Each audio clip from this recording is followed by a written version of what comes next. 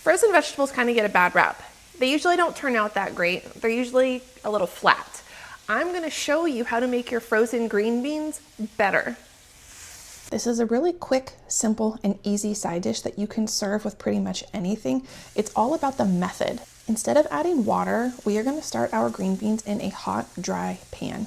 That is going to help us maintain our texture and our bright green bean flavor. So before we get our green beans in our pan, let's talk about the kind of green beans that you use. The thinner, the better, and that's with all green beans, whether you're going fresh or frozen. Another tip is to keep your green beans frozen the whole time. Don't thaw them out because that movement of water is also going to destroy the texture. Now that you know how to take care of your green beans, let's look at what we're putting in this recipe. I have a minced shallot, some garlic, some Parmesan cheese, some butter, and we'll do about half a lemon. Step number 1 is to get your ingredients ready. Keep your green beans frozen, do not thaw them out. Once you're ready to cook, we're gonna put our large skillet over a burner and set it to medium-high heat.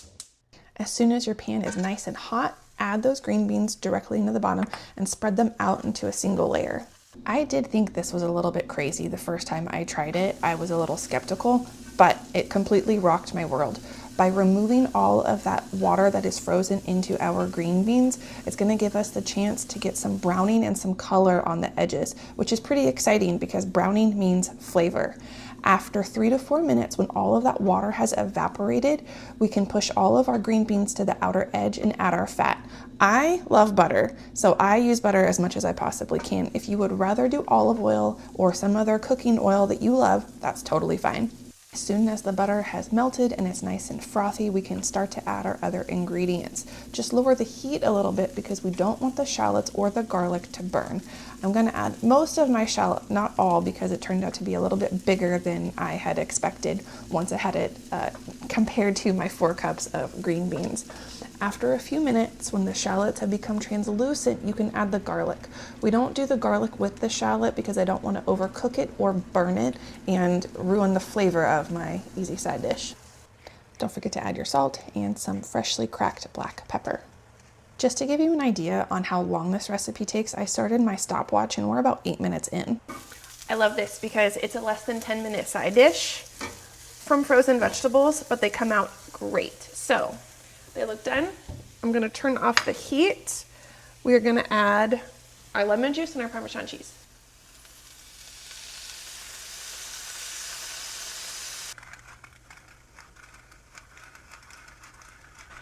For one thing, I think it's almost impossible to go wrong with Parmesan cheese. If you're adding Parmesan cheese to something, it's gonna be good. Give your finished green beans one more stir and then transfer them to a serving bowl. I love making these on a busy weeknight when I'm strapped for time. It's good to serve with a roast chicken and some simple potatoes. Once you get the process down, you can change it up every time you make them. So I do have a couple recipe modifications. Before I let you go, I got a try bite, which I'll be honest, I already tried several. They're good. I mean, what more could you want from a vegetable, right? They're bright, they're flavorful. The texture is good. A lot of the time what happens when we cook frozen vegetables, if you add water to it, they will get mushy, they will be overcooked. So controlling the process by taking all of the water away before we add fat is the way to level this up. Now, I did promise you that I would show you a couple more ways that you can do these, so here are some ideas. If you don't want to use minced shallots or an actual garlic clove, you can absolutely substitute with some garlic powder or onion powder. Just add it into when you have your butter in there so you can toast it a little bit and then stir it all the way throughout the green beans. If you like a little heat, red pepper flakes are a great way to give it a little kick. My last suggestion for you is to add a little teriyaki sauce or soy sauce. This is great if you're doing this dinner with some teriyaki chicken or a grilled pork tenderloin. This is what I'm here for. So, not a complicated meal to put together, but something that everyone will enjoy.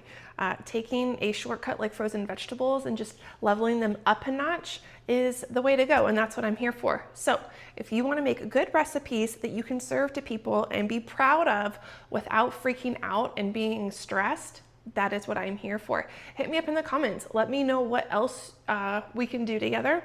That's what I'm about. I love hearing from people more than anything. So let me know where you're from, what you like to cook and how I can help.